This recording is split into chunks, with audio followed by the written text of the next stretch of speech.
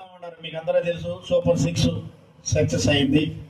తద్వారా ఎంతో మంది పేద బడుగు బలహీన వర్గాల వారికి ఒక పక్క సంక్షేమం, మరో పక్క అభివృద్ధి దూసుకోపోతా ఉందని చెప్తా ఉంటారు. నేను అడుగుతా ఉన్నా, సూపర్ 6లో ఉన్నటువంటి 6 పథకాలు ఏవి? మరి యువతకి 20 లక్షల ఉద్యోగాలు ఏవి? లేకపోతే నిరుద్యోగ వృత్తి ఏది? ఇదేమి సూపర్ 6లో పథకం కదా.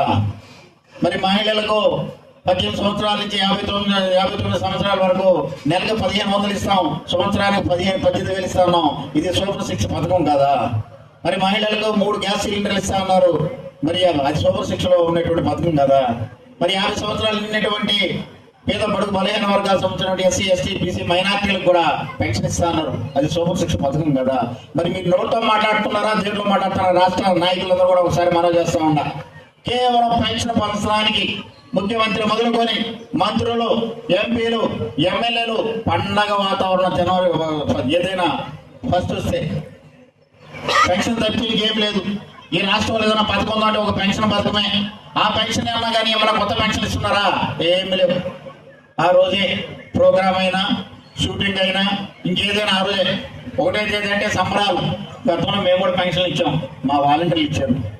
అసలు పెన్షన్ ఇంటికి తీసుకుపోయేటువంటి కార్యక్రమాలు శ్రీకారం చుట్టేది ఎవరు? జగన్మోహన్ రెడ్డి గారు. మరి రేషన్ ఇంటికి తీసుకుపోయే శ్రీకారం చుట్టేది ఎవరు? జగన్మోహన్ రెడ్డి గారు. పేదలు బాగుండాలి, పేదల భవిష్యత్తులో ఎప్పుడైనా సరే ఆర్థికంగా ఆనందంగా ఉండాలంటే మరి జగన్మోహన్ రెడ్డి గారి ప్రభుత్వంలోనే పేదలు తల ఎత్తుకొని తిరిగాడు. మరి ఈ ప్రభుత్వం అబద్ధాలు చెప్పి అధికారంలోకి వచ్చి అనునిత్యం వచ్చేసి ఓన్లీ గత ప్రభుత్వం విధ్వంసం, ఈ ప్రభుత్వం ధ్వంసం చేస్తుంది రాష్ట్రాన్ని. గత ప్రభుత్వం కాదు విధ్వంసం, ఈ ప్రభుత్వం ధ్వంసం చేస్తా ఉంది. ఈ ప్రభుత్వం వచ్చి ఏం చేశారో ఒకసారి అడుగుతా ఉన్నాం. మీరు ఎన్ని లక్షల కోట్ల అప్పు తీసుకొచ్చారు, ఏం చేశారు? గత ప్రభుత్వంలో 2,72,000 కోట్లు పేదవాడికి డీబీటీ ద్వారా అకౌంట్లు చేసిన గత జగన్మోహన్ రెడ్డి గారు. నాన్ డీబీటీ ద్వారా 1,10,000 కోట్లు వేసి ఆయన జగనన్న లేఅవుట్లు అయితేనేమి, లేఅవుట్లు ఇన్ఫ్రాస్ట్రక్చర్స్ అయితేనేమి ఇచ్చినటువంటి గత జగన్మోహన్ రెడ్డి గారిది.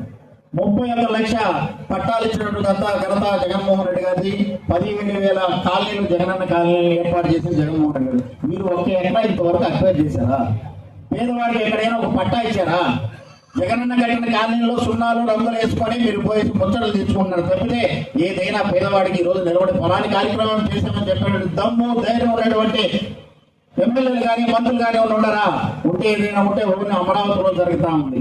అమరావతికి అడ్డగా పెట్టుకొని సామాజిక వర్గానికి, తన కులస్తులకి, తనకు సంబంధించినటువంటి వ్యక్తులైతేనేమి ఈ యొక్క కూటమి ప్రభుత్వం నాయకులు లక్షల కోట్లు తీసుకొచ్చుకొని మొబిలైజింగ్ అడ్వాన్స్ ఇచ్చుకొని కోట్లు తట్టుకున్నారు తప్ప మరి ఇక్కడ చేసినటువంటి కార్యక్రమం ఏమైనా ఉందా? ఒకసారి ఆలోచించండి.